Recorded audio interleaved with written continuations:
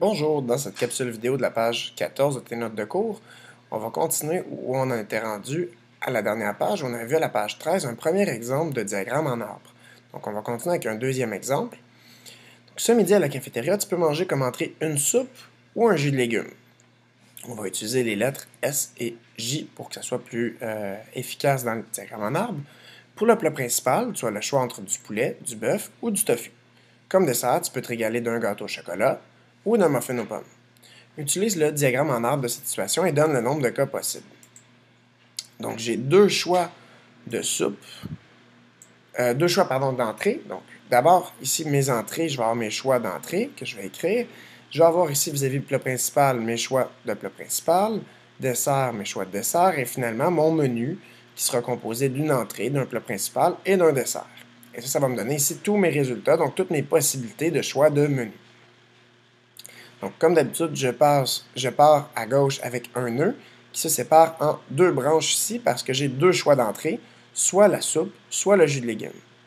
Ensuite, chacun de mes choix d'entrée, je peux prendre avec ça trois choix de plat principal. Je peux prendre le poulet, le bœuf ou le tofu. Et ensuite, pour le dessert, je vais prendre soit le gâteau au chocolat, soit le muffin aux pommes. Donc, ça me fait toutes mes possibilités. Et je rappelle que pour que ça soit bien aligné, je vous conseille toujours d'écrire vos choix et ensuite de faire les branches pour que ça soit bien aligné vis-à-vis la colonne, l'entête d'entrée, plat principal et dessert. Donc si je suis en haut, c'est que j'ai pris la soupe, le poulet et le gâteau. Si je suis ici en dessous, donc si j'ai terminé ici, c'est que j'ai pris la soupe, le poulet et le muffin. La soupe, le bœuf et le gâteau. La soupe, le bœuf et le muffin.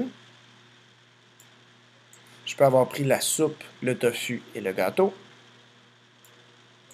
La soupe, le tofu et le muffin. Donc, j'ai déjà 6 résultats possibles avec la soupe. Je continue avec le jus de légumes. Je peux avoir pris le jus de légumes, poulet, gâteau. Le jus de légumes, poulet, muffin. Le jus de légumes, bœuf, gâteau. Jus de légumes, bœuf, muffin. Jus de légumes, tofu, gâteau. Et finalement, jus de légumes, tofu, muffin. Donc, ça me fait combien de cas possibles? Ici, je pourrais les compter. J'en ai 12, mais une façon sans faire le diagramme en arbre, si on me demandait combien il y a de cas possibles, il y avait deux choix d'entrée. Chacun de mes choix d'entrée me permet de prendre 3 plats principaux, donc 2 fois 3, je suis déjà rendu à 6 résultats, fois 2 choix de dessert, donc 2 fois 3 fois 2, qui me donne 12 cas possibles de menu. Et tous ces résultats mis ensemble, ça me donnerait oméga, qui est l'univers de mes résultats possibles. On peut utiliser aussi le réseau pour souvent illustrer des trajets ou des liens entre différents éléments. Par exemple, si je sais que de Montréal à Québec, Richard peut prendre soit la voiture, l'autobus ou le train, et ensuite de Québec à Gaspé, s'il continue, il peut prendre l'autobus ou le bateau. Pour illustrer le réseau de cette situation, ça donne ceci.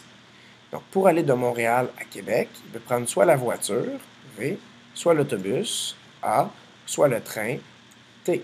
Donc, c'est les trois façons possibles de se rendre de Montréal à Québec. De Québec à Gaspé, il peut prendre l'autobus ou le bateau. Donc, ça, c'est le réseau qui représente la situation. Si je veux savoir combien de cas possibles, je pourrais prendre la voiture et l'autobus, la voiture et le bateau, l'autobus et l'autobus, l'autobus et le bateau, puis le train, l'autobus, le train et le bateau. Ça me fait en tout 6 possibilités parce que j'ai 3 façons possibles de me rendre de Montréal à Québec et chacune de ces façons-là fois 2 pour se rendre de Québec à Gaspé. Donc, ça fait 3 fois 2, ça donne 6 cas possibles, 6 façons possibles de se rendre de Montréal à Gaspé.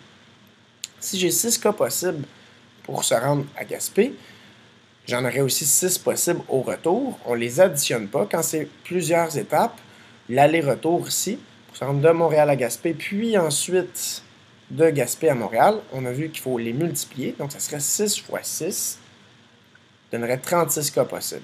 Une des façons de faire l'aller-retour serait faire voiture, bateau, puis de revenir en autobus et train, par exemple. Mais il y en aurait 36 cas possibles comme ça pour faire l'aller-retour. On verra dans la prochaine capsule vidéo la grille, qui est le troisième mode de représentation, ainsi que la probabilité d'expérience à plusieurs étapes, donc pour aller calculer les probabilités. Merci.